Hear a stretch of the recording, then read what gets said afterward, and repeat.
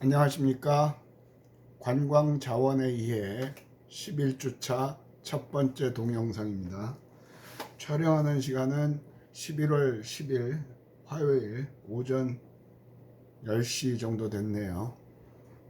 아침에 병원에 가서 또 주사를 맞고 촬영을 했습니다.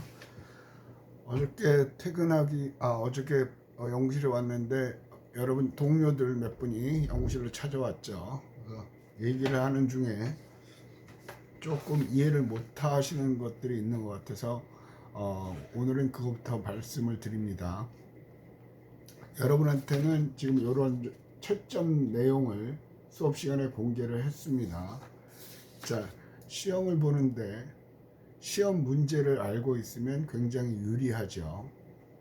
저는 여러분한테 지금 여러분의 발표를 채점하는 기준을 공개를 했죠. 그래서 제가 그 친구들한테 물어본 게 니네 조 테마가 뭐니? 그러니까 말을 못해요.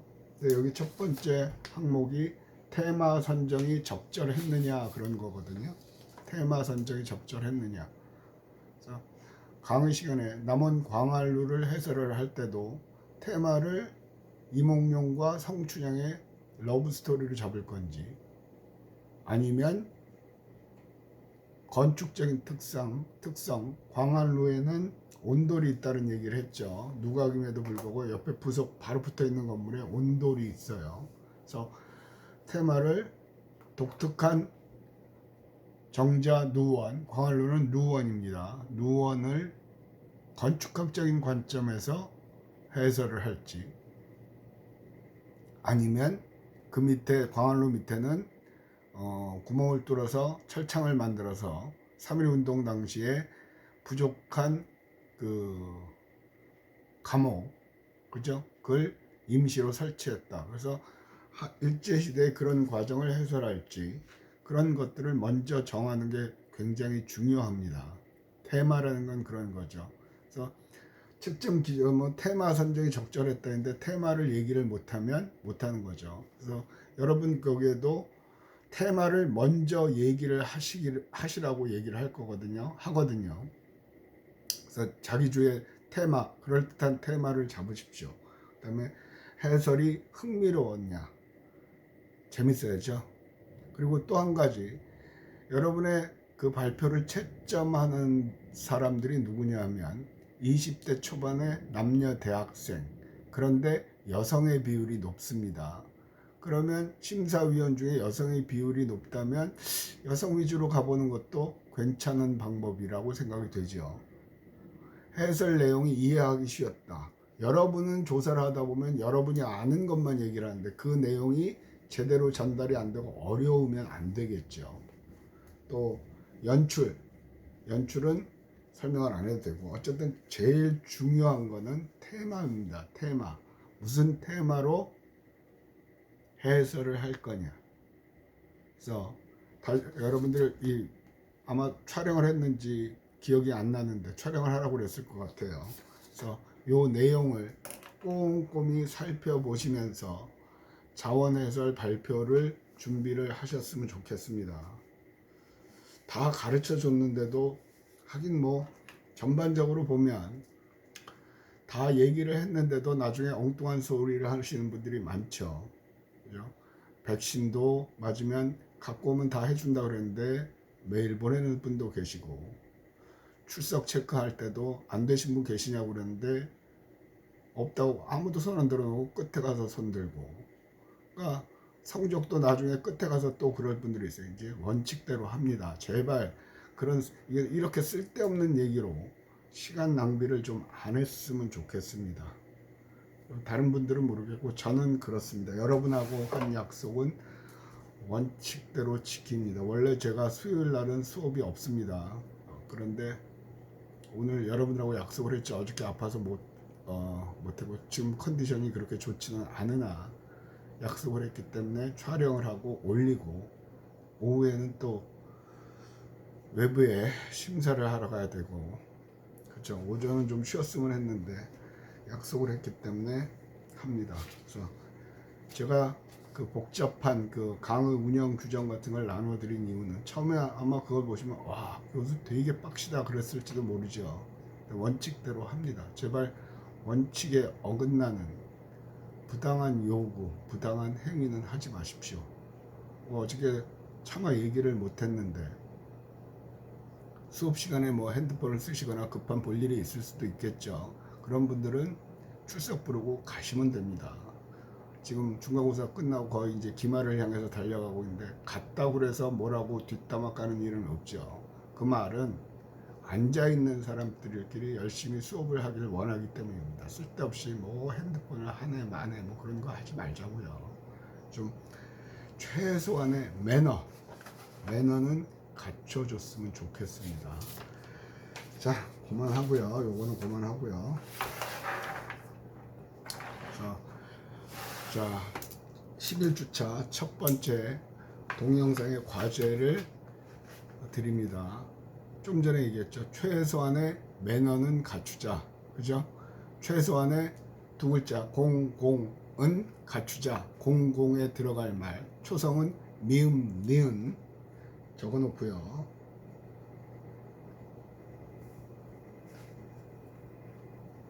매너를 지키자. 예. 최소한 그 얘기를 해드리죠. 매너를 지킵시다. 매너 써서 제출하시면 됩니다. 들으시는 분들은 저 수업 시간에도 그렇지만 신문 그렇게 보라고 그러는데 안 보는 사람들은 저는 신경 안 써요. 뭐 자기가 그런 인생을 살겠다는데, 그죠? 근데 대다수의 학생들은 자기의 미래, 나의 행복을 위해서 대학을 다닌다고 전제하고 강의도 하고 상담도 합니다. 근데 그러지 않은 분들하고는 뭐 얘기를 하고 싶지가 않아요. 그래서 좀 지켜주시기를 바라고, 과제도 냈으니까 됐죠. 지난 시간에 수업 시간에는 자원 해설사의 역할들, 홍보 담당, 대변인, 파이프 뭐 어쩌고저쩌고 쫙 얘기를 했죠. 결국은 이 지역을 소개하는 거죠. 그죠? 그래서 재밌게. 그래서 여러분들이 광주에 가면 어디서부터 어떻게 가야 될지 황당한 경우가 많죠. 여러분들 선배들 중에는 광주 5.18 묘지를 자원 해설을 하셨던 분들도 있어요. 한 5, 6년 된 것 같은데요. 묘지를 해설을 했다. 상당히 독특하죠. 그 친구들은 거기에 가기 전에 5.18 묘지의 담당자하고 통화를 하고, 거기 전문가와 약속을 하고 대동해서 해설을 들으면서 그 해설을 바탕으로 자기들의 그 구조에 맞게 변형을 했죠. 굉장히 좋은 점수를 얻었던 것 같아요. 그 중에 한 분은 제 기억에는 지금 자원 해설사로 활동을 하고 있습니다. 최근에는 연락이 끊어졌는데 코로나가 하여튼 다 망가뜨려 놨죠. 그래서 뭐든지 해설이 가능하다 하는 얘기를 했고요. 됐습니다. 오늘은 이제 관광자원 해설사의 역사, 해설사가 어떻게 됐느냐. 처음에는 관광자원 문화유산 해설사, 그러다 보니까 숲 해설사, 갯벌 해설사, 생태 해설사, 오만 해설사가 많이 나와요. 숲 해설사 같은 경우는 정부 자격증은 아니지만 숲 해설사 뭐 그런 단체에 수업료를 내고 수업만 들으면 듣는 것 같아요. 그런 것도 해서 그 대체로 숲을 오시는 분들은 중장년이거든요. 그런 분들하고 하면서 놀러 다니고 돈 벌고, 그리고 그분들 데리고 또 해외 여행도 가고, 그래서 가이드 역할까지도 하죠.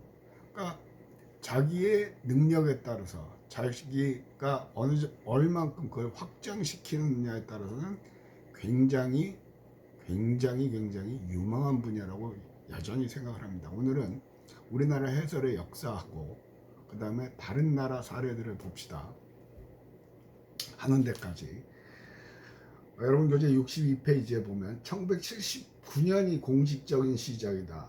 궁안내 해설사. 궁 있죠. 서울에는 그러니까 근데 대한민국이 되기 전에는 조선이 마지막이었죠. 왕조로는. 그래서 서울에 가면 5개 5대 궁이 있어요. 경복궁, 덕수궁, 창덕궁, 하여튼 5개의 궁이 있죠. 그걸 하는 거예요. 궁 안내 해설사의 시작은 서울에 가면 B1이라고 있거든요. B1 시크릿 가든이죠. 그러니까 조선시대 궁의 후원이에요. 근데 한동안 그거를 공개를 안 하다가 공개를 했죠. 그런데 공개를 안 한 이유는 그 안에 대공포, 그 하늘의 비행기, 적군의 비행기 오면 거기다 쏘는 포 진지가 있습니다. 그리고 거기는 그 군인들이 총을 들고 지키고 있고요. 이렇게 자세히 알 수 있는 이유는 저는 서울에 있는 중앙고등학교를 나왔는데 중앙고등학교하고 비원하고 이렇게 담이 하나 있습니다. 그 담 옆으로 그래서 이렇게 보면 저는 군인들이 총 들고 지키는 걸 봤고요. 저기 스탠드에 올라가면 다 보이거든요. 그러니까 일종의 군사 시설이에요. 그래 놓으니까 그것들 민간인들이 막 와서 군사 정보를 함부로 보게 해줄 수는 없죠. 그래서 부득이하게 정부가 했던 게 시민들이 공개 요구는 하고 거세지고 그래서 시간별로 아침에 10시 그다음에 1시 3시 뭐 그런 식으로 시간별로 신청을 받아서 그 사람들을 데리고 일정한 루트 그러니까 방공포라든가 그런 군인 진지는 빼고 다녔겠죠. 그래서 그게 처음 시작이었던 걸로 제 기억을 합니다. 그래서 궁 안내 해설사라는 이름을 붙였죠.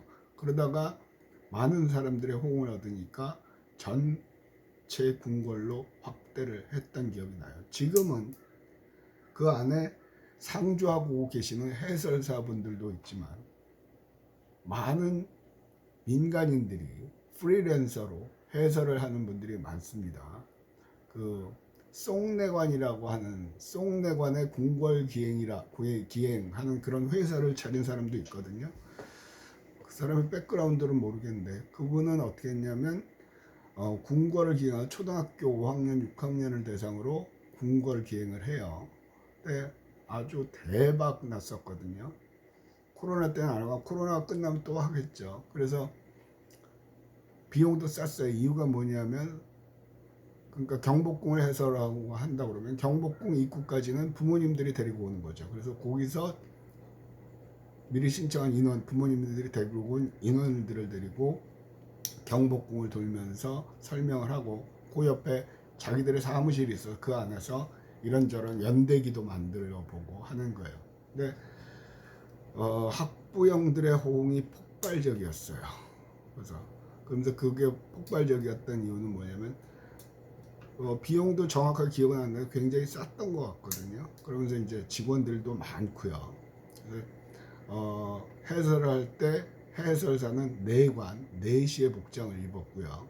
그 다음에 그 여자분인 경우에는 궁녀의 옷을 입고 해설을 했죠. 오는 학생들은 왕비, 왕자, 그 왕족의 옷을 입혔고요. 그러니까 굉장히 인기가 있어요. 또 마침 역사에 대한 바람이 불었고 그걸 갔다 오더니 애들이 역사에 흥미를 느낀다고 그래서 굉장히 그래서 송내관의 궁궐기행이라는 책도 시리즈로 나왔던 기억이 나요. 제 방에도 한 권이 있긴 합니다만 굉장한 아이디어죠.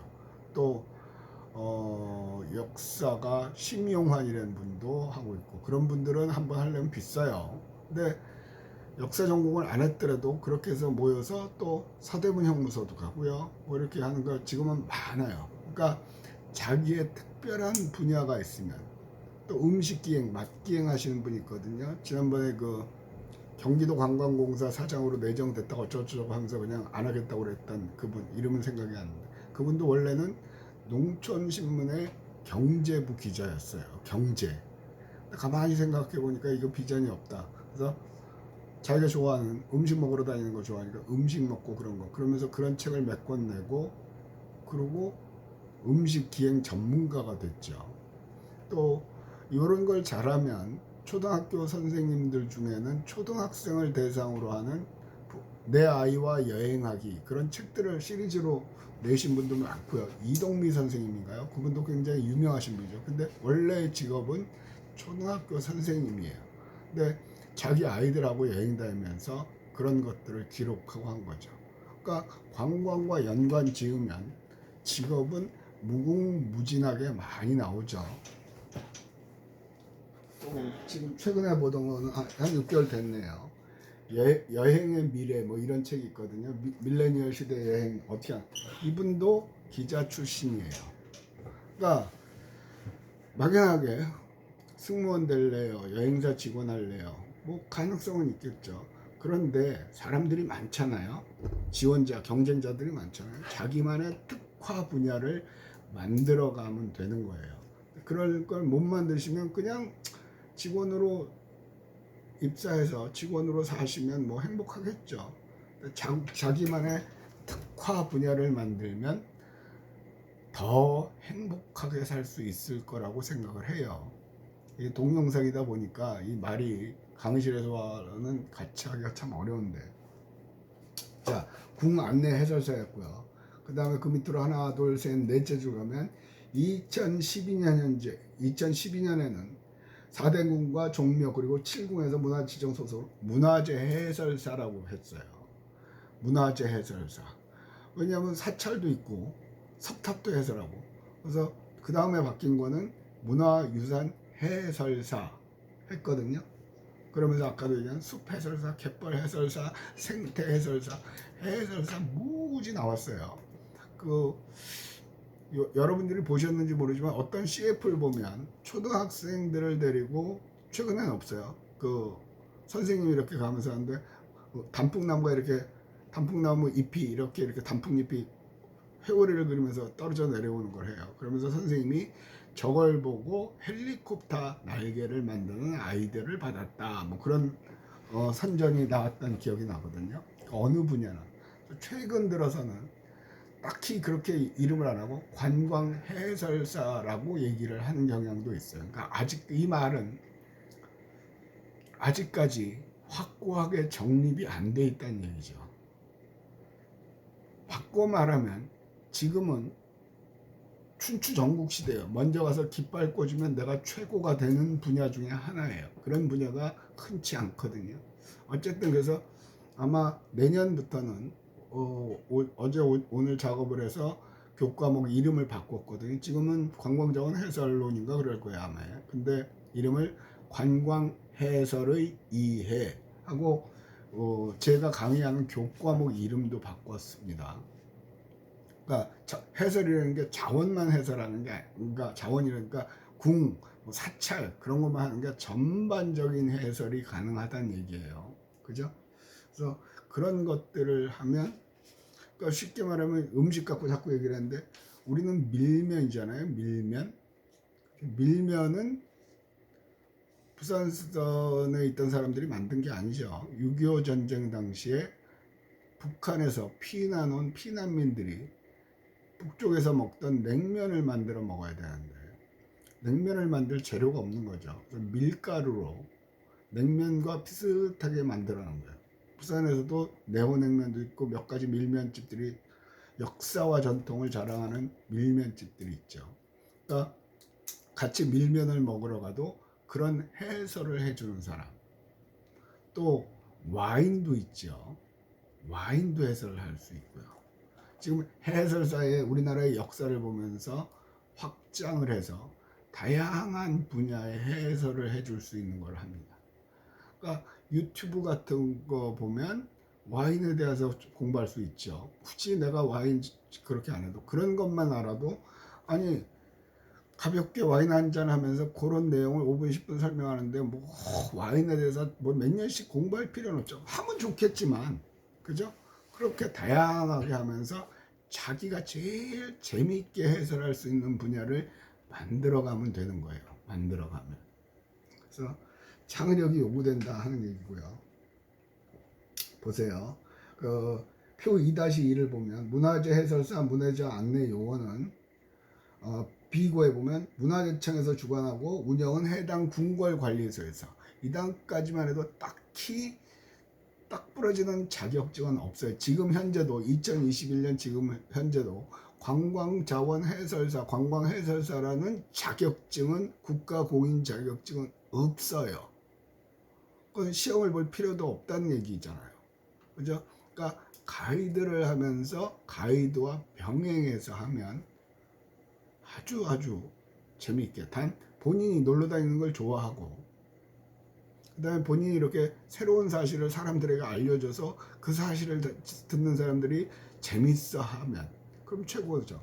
그래서 자원 해설은 그곳을 방문한 방문자의 경험을 풍요롭게 해준다죠. 바꿔 말하면 재밌게, 즐겁게, 그거예요. 때로는 근데 다크 투어리즘이라고 있거든요. 다크 투어리즘. 다크 투어리즘은 깜깜한 투어리즘. 그래서 암흑 그런 거거든요. 주로 뭐냐면 유태인 학살했던 아우슈비츠 수용소, 홀로코스트.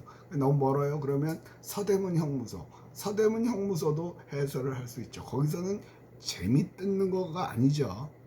그 우리 선조들의 그 독립에 대한 의지, 그들이 독립운동을 한 과정, 그러면서 일제하에서 압박과 핍박을 받았던 그런 것들이요. 사실감 있게 설명을 할 수 있다는 건 굉장한 거예요. 서대문 해설, 서대문 형무소 해설도 거기서 해주신 분이 계는데 그건 항상 꽉꽉꽉 예약이 차는 걸로 기억을 하고 있어요.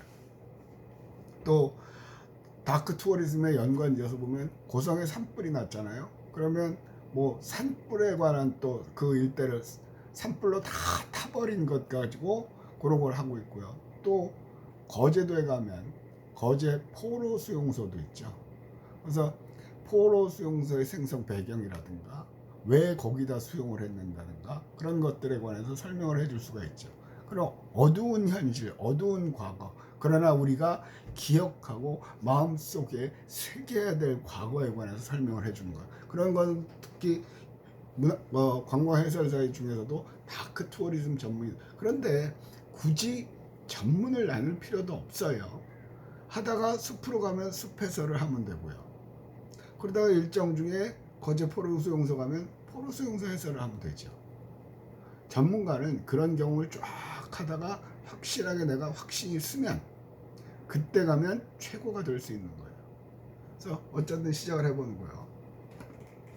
자, 여기서 보면 궁 안내 해설사 신규 모집 기준 경복궁의 경우에 보면 이건 2011년 10년 전의 기준이에요. 거주지, 학력, 경력 제한 없음, 응시 18세 이상, 뭐 특별한 게 없어요. 근데 여기에는 관광 통역 안내사 자격증을 갖고 오면 조금 유리하게 해준다는데 특히 그런 거 없어요. 부산광역시 해설하는 것도 제가 영어로 해설하는 것도 부산시로 가서 이제 심사를 한 적이 있거든요. 그때 대체로 보시면 뭐 학교 선생님 하다가 정년 퇴직하신 분 그런 분들이 꽤 많아요. 근데 우리나라 해설 관에서 지정하는 거는요. 관에서 지정하는 해설사는요. 대체로 중장년 일자리 창출 그런 거예요. 옛날에 담양에 간 적 있죠. 담양에 간 적이 있었어요. 그 답사로 갔었나 그랬을 거예요. 그때도 이제 해설사를 항상 저는 초청을 하고 최소한 한 군데에서는 해설을 시키거든요. 경험을 하게 해주려고 학생들을. 그분도 일자리를 잃어서 실업자가 돼서 그냥 그걸로 하는 거예요. 돈도 많이 안 주거든요. 그거는 그냥 일당 주고 조금 돈도 안 주면서 여기 가랬다 박물관 가랬다 막 여기저기 보낸다는 거예요. 그러니까 지금도 뭐 실업률이 높아지니까 여러 가지 구제책으로 관광 관련 직업을 정부에서 만들어내긴 하나 딱히 권할 만한 직업은 없죠. 그 와중에도 전문 해설가에 대한 수요는 엄청나다는 거예요. 그래서 처음에는 자꾸 똑같은 얘기를 합니다만 내년쯤 되면 3월부터 2월 달부터 할 거예요. 구례 산수유 마을부터 시작을 해서 쫙 그 꽃놀이 가는 그런 것들이 있거든요. 그때 부산시에 있는 일반 여행사에 당일 가이드로 한번 알바를 해보세요. 알바비도 꽤 괜찮게 주는 것 같아요. 그렇게 해서 해보시면 기회가 되면 뭐 코로나가 되면 실제 그걸 하고 계시는 분을 한번 초청을 해서 특강을 한번 해보는 것도 지금은 생각하고 있거든요. 워낙 여러분들이 지금 2년 동안 코로나 때문에 지쳐가지고 전반적으로 맥도 빠지고 꿈도 안 갖고 그래서 너무너무 속상해서 좀 하려고 그래요. 그래서 그분의 말을 듣고 한번 시도를 해보면서 내가 그쪽에 흥미가 있나? 자질이 나도 이런 걸 할 수 있겠다 하는 생각을 가질 수 있다면 강의하는 입장에서는 그게 최고죠. 됐어요. 그래서 지금은 표 2-2와 2-3을 설명을 했습니다. 11주차 첫 번째 동영상에서 과제는 냈고요. 여기서 마치도록 하겠습니다.